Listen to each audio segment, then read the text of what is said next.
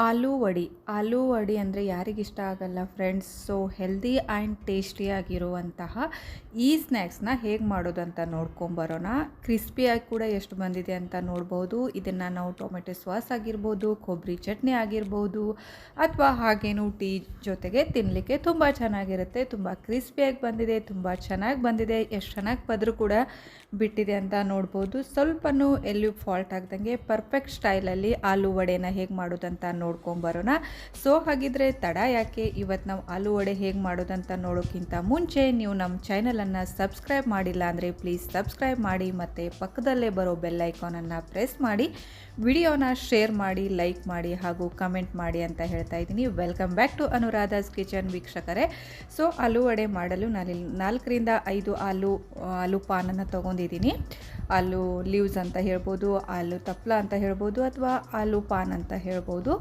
So ಅದನ್ನು ಮೊದಲಿಗೆ batter ಹೇಗೆ ಮಾಡೋದಂತ ನೋಡ್ಕೊಂಬರೋಣ. ಆಲೂ ವಡೆಗೆ ಹಚ್ಚಲಿಕ್ಕೆ ಹಿಟ್ಟನ್ನ ಕಲಿಸ್ಕೋಬೇಕಾಗತ್ತೆ. 1 ಬೌಲ್ ಆಗುವಷ್ಟು ಕಡಲೆ ಹಿಟ್ಟನ್ನು ತೊಗೊಂಡಿದ್ದೀನಿ, ಅರ್ಧ ಬೌಲ್ ಆಗುವಷ್ಟು ಅಕ್ಕಿ ಹಿಟ್ಟನ್ನು ತೊಗೊಂಡಿದ್ದೀನಿ, ರೈಸ್ ಫ್ಲೋರ್, ಮತ್ತು ಸ್ವಲ್ಪ ಜೀರಿಗೆ, ಮತ್ತು ಸ್ವಲ್ಪ ಪಿಂಚ್ ಆಗುವಷ್ಟು ಅರಿಶಿಣದ ಪೌಡರು, ರುಚಿಗೆ ತಕ್ಕಷ್ಟು ಖಾರನ ಹಾಕೋತಾ ಇದ್ದೀನಿ. ನಿಮಗೆ ಸ್ವಲ್ಪ ಖಾರ ಜಾಸ್ತಿ ಬೇಕಂದರೆ ಜಾಸ್ತಿ ಹಾಕ್ಕೊಳ್ಳಿ, ಕಡಿಮೆ ಬೇಕಂದರೆ ಕಡಿಮೆ ಹಾಕ್ಕೊಳ್ಳಿ. ಸೊ ರುಚಿಗೆ ತಕ್ಕಷ್ಟು ಉಪ್ಪನ್ನು ಕೂಡ ಹಾಕ್ತಾ ಇದ್ದೀನಿ. ಎಲ್ಲ ಇಂಗ್ರೀಡಿಯೆಂಟ್ಸ್ನು ನಾನು ಡಿಸ್ಕ್ರಿಪ್ಷನ್ ಬಾಕ್ಸಲ್ಲಿ ಕೊಡ್ತೀನಿ ಫ್ರೆಂಡ್ಸ್, ನೀವು ಬೇಕಿದ್ದರೆ ಚೆಕ್ ಮಾಡಿ. ಇನ್ ಡಿಟೇಲಾಗಿ ಎಲ್ಲ ಇಂಗ್ರೀಡಿಯೆಂಟ್ಸ್ನು ಡಿಸ್ಕ್ರಿಪ್ಷನ್ ಬಾಕ್ಸಲ್ಲಿ ಕೊಡ್ತಾ ಇದ್ದೀನಿ. ಸೊ ಒಂದು ಸ್ವಲ್ಪ ಲಿಂಬೆ ರಸನ ಹಾಕ್ತಾಯಿದ್ದೀನಿ. ಅದಾದಮೇಲೆ ಅಜ್ವನ್ನ ಹಾಕ್ತಾಯಿದ್ದೀನಿ. ಕೈಯಿಂದ ಸ್ವಲ್ಪ ಕ್ರಷ್ ಮಾಡಿಬಿಟ್ಟು ಅಜ್ವನ್ನ ಹಾಕ್ಕೊಳ್ಳಿ, ಮತ್ತು ಒಂದು ಸ್ವಲ್ಪ ಸಕ್ಕರೆನ ಹಾಕೋಬೇಕಾಗುತ್ತೆ. ಇದು ಆಪ್ಷನಲ್ ಇದೆ ಫ್ರೆಂಡ್ಸ್, ನೀವು ಬೇಕಂದರೆ ಹಾಕ್ಕೊಳ್ಳಿ, ಬೇಡ ಅಂದರೆ ಸ್ಕಿಪ್ ಕೂಡ ಮಾಡ್ಕೋಬೋದು. ಲಿಂಬೆ ಹಣ್ಣಿನ ರಸನ ಸ್ವಲ್ಪ ಹಾಕಿರೋದ್ರಿಂದ ಸ್ವಲ್ಪ ಸಕ್ಕರೆನ ಹಾಕ್ತಾಯಿದ್ದೀನಿ. ಬೇಡ ಅನ್ನೋದಾದರೆ ನೀವು ಸ್ಕಿಪ್ ಕೂಡ ಮಾಡ್ಕೊಳ್ಳಿ. ಇದಾದಮೇಲೆ ಸ್ವಲ್ಪನೇ ನೀರು ಹಾಕಿಬಿಟ್ಟು ಇದನ್ನು ಚೆನ್ನಾಗಿ ಮಿಕ್ಸ್ ಮಾಡ್ಕೋಬೇಕಾಗುತ್ತೆ. ಒಂದು ಲಕ್ಷದಲ್ಲಿಡಿ, ಏನಂದರೆ ಬ್ಯಾಟರ್ನ ತುಂಬ ತೆಳ್ಳಗಾಗಿ ಮಾಡಲಿಕ್ಕೆ ಹೋಗಬೇಡಿ, ಸ್ವಲ್ಪ ಗಟ್ಟಿ ಪ್ರಮಾಣದಲ್ಲೇ ಇರಬೇಕಾಗತ್ತೆ. ಸೊ ಈ ಥರ ಕ್ರೀಮಿಯಾಗಿರಬೇಕಾಗತ್ತೆ ಬ್ಯಾಟರು. ಬೇಕಂದರೆ ನಂತರ ಸ್ವಲ್ಪ ನೀರು ಹಾಕ್ಕೊಂಡು ನೀವು ಮತ್ತೆ ರೆಡಿ ಮಾಡ್ಕೊಳ್ಳಿ, ಇಲ್ಲಾಂದರೆ ಇಷ್ಟು ಸಾಕಾಗುತ್ತೆ ಆ್ಯಕ್ಚುಲಿ ಹೇಳಬೇಕಾದ್ರೆ. ಸೊ ಅದಾದಮೇಲೆ ನಾನಿಲ್ಲಿ ಆಲೂ ಏನಂದರೆ ಪಾನ್ ತೊಗೊಂಡಿದ್ನಲ್ಲ ಲೀವ್ಸ್ನ, ಅದನ್ನು ಚೆನ್ನಾಗಿ ವಾಶ್ ಮಾಡಿಬಿಟ್ಟು ಇಟ್ಕೊಂಡಿದ್ದೆ. ಅದಾದಮೇಲೆ ಇದ್ರದ್ದು ಡೇಟ್ ಇರುತ್ತಲ್ಲ, ಇದನ್ನು ಕಟ್ ಮಾಡ್ಕೋಬೇಕಾಗತ್ತೆ. ಮಧ್ಯಭಾಗದ್ದು ಮತ್ತು ಹಿಂದ್ಗಡೆ ಇರೋದು ಎರಡನ್ನೂ ಚೆನ್ನಾಗಿ ಸ್ವಲ್ಪ ಈ ಥರ ಚಾಕುವಿಂದ ಕಟ್ ಮಾಡ್ಕೋಬೇಕಾಗತ್ತೆ. ಆದಷ್ಟು ತುಂಬ ಜಾಸ್ತಿ ಸ್ವಲ್ಪ ದೊಡ್ಡದು ಲೀವ್ಸ್ ಇದ್ದರೆ ಚೆನ್ನಾಗಿರುತ್ತೆ. ಬಟ್ ಏನು ಮಾಡೋಕ್ಕಾಗುತ್ತೆ, ಮಾರ್ಕೆಟಲ್ಲಿ ಯಾವ ಥರ ಸಿಗುತ್ತೆ ಅದನ್ನೇ ತರಬೇಕಾಗತ್ತೆ. ಇಲ್ಲ ನೀವು ಮನೆಯಲ್ಲೇ ಇರೋದಾದರೆ ಒಂದೇ ಸೈಜಲ್ಲಿರೋ ಪಾನನ್ನು ಸ್ವಲ್ಪ ತೆಗೆದುಕೊಂಡ್ರೂ ಪರವಾಗಿಲ್ಲ. ಸೊ ಈ ಥರ ಇದನ್ನು ಚೆನ್ನಾಗಿ ತೆಗೆದುಕೊಳ್ಳಿ. ಸ್ವಲ್ಪ ಏನಂದರೆ ಸ್ಮೂತಾಗಿ ತೆಗೆದುಕೊಳ್ಬೇಕಾಗುತ್ತೆ, ಇಲ್ಲಾಂದರೆ ಎಲ್ಲ ಲೀವ್ಸ್ ಕೂಡ ಹರಿದೋಗುತ್ತೆ. ಸ್ವಲ್ಪ ಪೇಷನ್ಸ್ ಇಟ್ಟು ಚೆನ್ನಾಗಿ ಡೇಟ್ನ ಎಲ್ಲನೂ ಕಟ್ ಮಾಡ್ಕೊಳ್ಳಿ. ಅದಾದಮೇಲೆ ನೋಡ್ತಿದ್ದೀರಲ್ಲ, ನಾನು ಎಲ್ಲ ಡೇಟ್ನೂ ತೆಗೆದಿಟ್ಕೊಂಡಿದ್ದೀನಿ. ಆಮೇಲೆ ಇದಕ್ಕೆ ಈ ಥರ ಉಲ್ಟಾ ಇಟ್ಬಿಟ್ಟು ನಾವು ಮಾಡಿರುವಂತಹ ಬ್ಯಾಟರ್ನ ಇದಕ್ಕೆ ಚೆನ್ನಾಗಿ ಕೈಯಿಂದ ಹಚ್ಕೋಬೇಕಾಗತ್ತೆ. ಸ್ಪೂನ್ನ ಯೂಸ್ ಮಾಡೋಕ್ಕೆ ಹೋಗಬೇಡಿ, ಆದಷ್ಟು ಕೈಯಿಂದನೇ ಇದನ್ನು ಹಚ್ಕೊಳ್ಳಿ ಫ್ರೆಂಡ್ಸ್. ಸೊ ಬ್ಯಾಟರ್ ಕೂಡ ರೆಡಿ ಆಗಿದೆ, ನಮ್ಮದು ಏನಂದರೆ ಎಲೆ ಕೂಡ ರೆಡಿ ಇದೆ. ಸೊ ಇವಾಗ ಹಚ್ಚೋದು ಹೇಗಂತ ನೋಡ್ಕೊಂಬರೋಣ. ಈ ಥರ ಕೈಯಿಂದ ಚೆನ್ನಾಗಿ ಎಲ್ಲ ಕಡೆನೂ ಹಚ್ಕೋಬೇಕಾಗುತ್ತೆ. ನೋಡ್ತಾ ಇದ್ದೀರಲ್ಲ, ಚೆನ್ನಾಗಿ ತುಂಬ ಜಾಸ್ತಿ ದಪ್ಪ ಹಚ್ಚಲಿಕ್ಕೆ ಹೋಗಬೇಡಿ, ಸ್ವಲ್ಪ ತೆಳುವಾಗಿ ಈ ಥರ ಲೈಟ್ಲಿ ಹಚ್ಚಿದ್ರೆ ಸಾಕಾಗುತ್ತೆ. ಜಾಸ್ತಿ ಏನೂ ಇದರಲ್ಲಿ ಇದು ಇಲ್ಲ.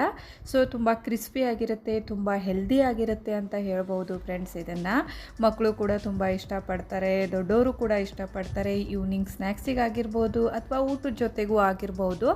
ಇದನ್ನು ದಿಢೀರಂತ ಮಾಡ್ಕೋಬೋದು. ಒಂದು ಆಲೂ ಪಾನ್ ಇದ್ದರೆ ಸಾಕಾಗುತ್ತೆ. ಒಂದು 15ರಿಂದ 20 ನಿಮಿಷದಲ್ಲಿ ಈ ರೆಸಿಪಿ ರೆಡಿ ಆಗಿಬಿಡುತ್ತೆ. ಜಾಸ್ತಿ ಹೊತ್ತೇನು ತೊಗೋದಿಲ್ಲ. ಸೊ ಈ ಥರ ಚೆನ್ನಾಗಿ ಪ್ರೆಸ್ ಮಾಡ್ಕೋಬೇಕು, ಒಂದ್ರ ಮೇಲೆ ಒಂದು ಇಟ್ಕೊಂಡು ಈ ಥರ ಪರ್ಫೆಕ್ಟಾಗಿ ಚೆನ್ನಾಗಿ ಹಚ್ಕೊಂಡ್ರೆ ಎಲ್ಲೂ ಏನು ಏನಂದರೆ ಚೆನ್ನಾಗೇ ಬರುತ್ತೆ, ಪದರಾಗಿ ಆಲೂ ವಡೆ ಕ್ರಿಸ್ಪಿಯಾಗಿ. ಸೊ ಒಂದ್ರ ಮೇಲೆ ಒಂದು ಇಡ್ತಾಯಿದ್ದೀನಿ. ನೀವು ಒಂದು 5 ರಿಂದ 6 ಪಾನನ್ನು ಇಟ್ಕೋಬೋದು. ಜಾಸ್ತಿ ದಪ್ಪ ಕೂಡ ಮಾಡ್ಕೊಳ್ಳಿಕ್ಕೆ ಹೋಗಬೇಡಿ, ಒಳಗಡೆ ಸ್ವಲ್ಪ ಹಸಿಯಾಗಿ ಉಳಿಯುತ್ತೆ. ಸೊ ಒಂದು 5 ರಿಂದ 6 ಲೀವ್ಸ್ ಇದ್ದರೆ ಸಾಕಾಗುತ್ತೆ. ನಾನಿಲ್ಲಿ 5 ಲೀವ್ಸ್ನ ಹಾಕಿದ್ದೀನಿ. ಅದಾದಮೇಲೆ ಸ್ವಲ್ಪ ಸೈಡ್ಗೆ ಈ ಥರ ಪ್ರೆಸ್ ಮಾಡ್ಕೋಬೇಕಾಗುತ್ತೆ, ಎರಡೂ ಸೈಡಲ್ಲಿಯೂ ಕೂಡ. ಆಮೇಲೆ ಅದ್ರ ಮೇಲೆ ಕೂಡ ಸ್ವಲ್ಪ ಹಿಟ್ಟನ್ನು ಹಚ್ಕೋಬೇಕಾಗತ್ತೆ. ಈ ಥರ ಇಷ್ಟಾದರೆ ಸಾಕಾಗುತ್ತೆ ಫ್ರೆಂಡ್ಸ್. ಆಮೇಲೆ ಇದನ್ನು ನಾವು ಚೆನ್ನಾಗಿ ರೋಲ್ ಮಾಡ್ಕೊಳ್ಳೋಣ. ಚೆನ್ನಾಗಿ ತುಂಬ ಜಾಸ್ತಿ ಟೈಟಾಗಿ ರೋಲ್ ಮಾಡೋಕ್ಕೆ ಹೋಗಬೇಡಿ. ಜಾಸ್ತಿ ಟೈಟಾಗಿ ರೋಲ್ ಮಾಡಿದರೆ ಪದರ ಬಿಡೋದಿಲ್ಲ ಆ್ಯಕ್ಚುಲಿ ಹೇಳಬೇಕಂದ್ರೆ. ಸೊ ಈ ಥರ ಸ್ವಲ್ಪ ಸ್ವಲ್ಪದಾಗೆ ಮಾಡ್ಕೋತಾ ಹೋಗಬೇಕಾಗತ್ತೆ.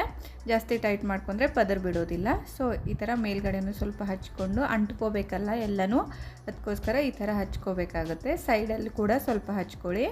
ಸೊ ಇವಾಗ ಇದು ರೆಡಿ ಆಗ್ತಾ ಬಂತು, ನೋಡ್ತಿದ್ದೀರಲ್ಲ ತುಂಬ ಈಸಿಯಾಗಿದೆ. ನಿಮ್ಗೆ ಎಷ್ಟು ಲೀವ್ಸ್ ಬೇಕಾದರೂ ಹಚ್ಕೋಬೋದು, ಬಟ್ ಜಾಸ್ತಿ ದಪ್ಪ ಮಾಡ್ಕೊಳಕ್ಕೆ ಹೋಗಬೇಡಿ. ಎಷ್ಟು ತೆಳಗಿರುತ್ತೋ ಅಷ್ಟು ಚೆನ್ನಾಗಿರುತ್ತೆ. 5ರಿಂದ 6 ಎಲೆ ಇದಕ್ಕೆ ಸಫಿಸಿಯೆಂಟ್ ಅಂತ ಹೇಳ್ಬೋದು. ಅದಾದಮೇಲೆ ಈ ಥರ ಒಂದು ಹೋಲಿರುವಂತಹ ಚಾನ್ಗೆನ ತೊಗೊಂಡ್ಬಿಟ್ಟು ಅದಕ್ಕೆ ಸ್ವಲ್ಪ ಎಣ್ಣೆನ ಹಚ್ಕೋತಾ ಇದ್ದೀನಿ. ನೀವು ಬೇಕಾದರೆ ತುಪ್ಪ ಕೂಡ ಹಚ್ಕೋಬೋದು. ಸೊ ಇದನ್ನು ಈ ಥರ ಮಧ್ಯದಲ್ಲಿ ಇಟ್ಕೊಂಡು ಇವಾಗ ಇದನ್ನು ಬಾಯ್ಲ್ ಮಾಡ್ಕೋಬೇಕಾಗತ್ತೆ. ಒಂದು ಪ್ಯಾನ್ನ ಇಟ್ಬಿಟ್ಟು ಸ್ವಲ್ಪ ನೀರು ಹಾಕಿದ್ದೀನಿ. 1 ಗ್ಲಾಸ್ ಆಗುವಷ್ಟು ನೀರನ್ನು ಹಾಕಿಬಿಟ್ಟು ಅದು ಚೆನ್ನಾಗಿ ಬಾಯ್ಲ್ ಆಗೋವರೆಗೂ ವೇಟ್ ಮಾಡಬೇಕಾಗತ್ತೆ. ನೋಡ್ತಿದ್ದೀರಲ್ಲ, ಚೆನ್ನಾಗಿ ಬಾಯ್ಲ್ ಆಗ್ತಿದ್ದಂಗೆ ಈ ನಾವು ಚಾನ್ಗೆ ಇರುತ್ತಲ್ಲ ರೆಡಿ ಮಾಡ್ಕೊಂಡಿರುವಂತಹ ಆಲೂ ರೋಲನ್ನು ಅದ್ರ ಮೇಲೆ ಇಟ್ಬಿಟ್ಟು ಈ ಥರ ಮುಚ್ಚಿ ಏನಿಲ್ಲ ಅಂದರೂ ಒಂದು 7ರಿಂದ 8 ನಿಮಿಷದವರೆಗೂ ಇದನ್ನು ಚೆನ್ನಾಗಿ ಬಾಯ್ಲ್ ಮಾಡ್ಕೋಬೇಕಾಗತ್ತೆ. ಸ್ವಲ್ಪ ಮಧ್ಯದಲ್ಲಿ ತೆಗೆದುಬಿಟ್ಟು ಅದನ್ನು ಉಲ್ಟಾ ಮಾಡಿ ಕೂಡ ಹಾಕಬೇಕಾಗತ್ತೆ, ತಿರುವಿ ಕೂಡ ಹಾಕ್ಕೋಬೇಕಾಗತ್ತೆ. ಎರಡೂ ಸೈಡಲ್ಲೂ ಚೆನ್ನಾಗಿ ಬೇಯಬೇಕಲ್ಲ ಫ್ರೆಂಡ್ಸ್, ಅದಕ್ಕೋಸ್ಕರ. ಸೊ ಇದನ್ನು ಉಲ್ಟಾ ಮಾಡಿಕೊಂಡು ಚೆನ್ನಾಗಿ ಈ ಥರ ಇಟ್ಕೊಂಡು ಮತ್ತೆ ಒಂದು ಸಲ ಇದನ್ನು ಒಂದು 2ರಿಂದ 3 ನಿಮಿಷದವರೆಗೂ ಇದನ್ನು ಚೆನ್ನಾಗಿ ಕುದಿಸ್ಕೋಬೇಕಾಗತ್ತೆ. ನೋಡ್ತಿದ್ದೀರಲ್ಲ ನೀವು ವಿಡಿಯೋದಲ್ಲಿ, ಈ ಥರ ಚೆನ್ನಾಗಿ ಸ್ವಲ್ಪ ಬಿಸಿ ಇರುತ್ತೆ. ಸೊ ಅದಕ್ಕೆ ಏನಾದರೂ ಸ್ಪೂನ್ ಅಥವಾ ಚಾಕು ಈ ಥರ ತಗೊಂಡು ಅದನ್ನು ಉಲ್ಟಾ ಮಾಡ್ಕೊಳ್ಳಿ, ತಿರುವಿ ಹಾಕ್ಕೊಳ್ಳಿ. ಸೊ ಮತ್ತೆ ಮುಚ್ಚಿಬಿಟ್ಟು ಒಂದು 2ರಿಂದ 3 ನಿಮಿಷದವರೆಗೂ ಇಡಬೇಕಾಗುತ್ತೆ. ಇವಾಗ ನಾನು ತೆಗ್ದಿದ್ದೀನಿ. ಇವಾಗ ಸ್ವಲ್ಪ ಬಿಸಿ ಆರೋವರೆಗೂ ವೇಟ್ ಮಾಡಬೇಕಾಗುತ್ತೆ. ಒಂದು ಸಲ ಈ ಥರ ಚಾಕುದಿಂದ ಟ್ರೈ ಮಾಡಿ ನೋಡಿ ಒಳಗಡೆ ಬೆಂದಿದೆ ಇಲ್ಲ ಅಂತ. ಚಾಕುಗೆ ಯಾವುದೇ ತರಹದ ಹಿಟ್ಟು ಹತ್ತಿಲ್ಲ ಅಂದರೆ ಅದು ತುಂಬ ಚೆನ್ನಾಗಿ ಒಳಗಡೆ ಕೂಡ ಬೆಂದಿದೆ ಅಂತ ಅರ್ಥ. ಸೊ ಇವಾಗ ಇದು ರೆಡಿ ಆಗಿದೆ. ಸ್ವಲ್ಪ ತಣ್ಣಗಾಗೋವರೆಗೂ ವೇಟ್ ಮಾಡೋಣ ಫ್ರೆಂಡ್ಸ್. ವಿಡಿಯೋನ ಸ್ಕಿಪ್ ಮಾಡದೆ ನೋಡಿ, ತುಂಬ ಚೆನ್ನಾಗಿರುತ್ತೆ ಈ ರೆಸಿಪಿ. ನೀವು ಕೂಡ ಟ್ರೈ ಮಾಡಿ ನೋಡಿ, ಅಥವಾ ನೀವು ಯಾವ ಥರ ಟ್ರೈ ಮಾಡ್ತೀರಂತ ನನಗೂ ಕೂಡ ಕಮೆಂಟ್ ಬಾಕ್ಸಲ್ಲಿ ಹೇಳಿ. ನಾನು ಯಾವ ಥರ ಟ್ರೈ ಮಾಡ್ತೀನಿ ಅನ್ನೋದನ್ನು ನಿಮ್ಮ ಜೊತೆಗೆ ಶೇರ್ ಮಾಡಿದ್ದೀನಿ ಫ್ರೆಂಡ್ಸ್.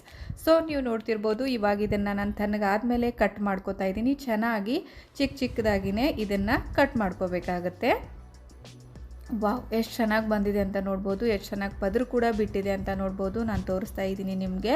ಸೊ ಇದನ್ನು ನೀವು ಹೀಗೆ ತಿನ್ಬೋದು, ಅಥವಾ ಆಯಿಲಲ್ಲಿ ಡೀಪ್ ಫ್ರೈ ಮಾಡಿ ಕೂಡ ತಿನ್ಬೋದು, ಅಥವಾ ಶಾಲೋ ಫ್ರೈ ಮಾಡಿ ಕೂಡ ತಿನ್ಬೋದಾಗುತ್ತೆ. ಸೊ ನೋಡ್ತಿರ್ಬೋದು, ನಾನು ಆಯಿಲಲ್ಲಿ ಡೀಪ್ ಫ್ರೈ ಮಾಡಿ ಕೂಡ ನಿಮಗೆ ತೋರಿಸ್ತೀನಿ. ಇವಾಗ ನಾನು ತೊಗೊಂಡಿರೋ ಈ 5 ಎಲೆಯಲ್ಲಿ ಒಂದು ರೋಲಲ್ಲಿ ಇಷ್ಟೊಂದು ಆಲೂವಡೆ ರೆಡಿಯಾಗಿದೆ. ಸೊ ಇವಾಗ ಎಣ್ಣೆನೂ ಕೂಡ ನಾನು ಕಾಯ್ಲಿಕ್ಕೆ ಇಟ್ಟಿದ್ದೀನಿ. ಎಣ್ಣೆ ಕಾಯೋವರೆಗೂ ಪ್ಲೀಸ್ ನೀವು ಚಾನಲನ್ನು ಸಬ್ಸ್ಕ್ರೈಬ್ ಮಾಡಿಲ್ಲ ಅಂದರೆ ನಕ್ಕಿ ಸಬ್ಸ್ಕ್ರೈಬ್ ಮಾಡಿ, ವಿಡಿಯೋನ ಶೇರ್ ಮಾಡಿ, ಲೈಕ್ ಮಾಡಿ ಹಾಗೂ ಕಮೆಂಟ್ ಮಾಡಿ ಅಂತ ಹೇಳ್ತಾ ಇದ್ದೀನಿ. ಸಪೋರ್ಟ್ ಮಾಡಿ ಫ್ರೆಂಡ್ಸ್ ನಮಗೂ ಕೂಡ ಅಂತ ಹೇಳ್ತಾ ಇದ್ದೀನಿ. ಸೊ ಇವಾಗ ಎಣ್ಣೆಯಲ್ಲಿ ಫ್ರೈ ಮಾಡ್ತಾ ಇದ್ದೀನಿ. ಒಂದು ಸಲ ಟ್ರೈ ಮಾಡಿ ನೋಡಿ, ನಕ್ಕೆ ಎಲ್ಲರೂ ಇಷ್ಟಪಡ್ತಾರೆ ಈ ರೆಸಿಪಿನ.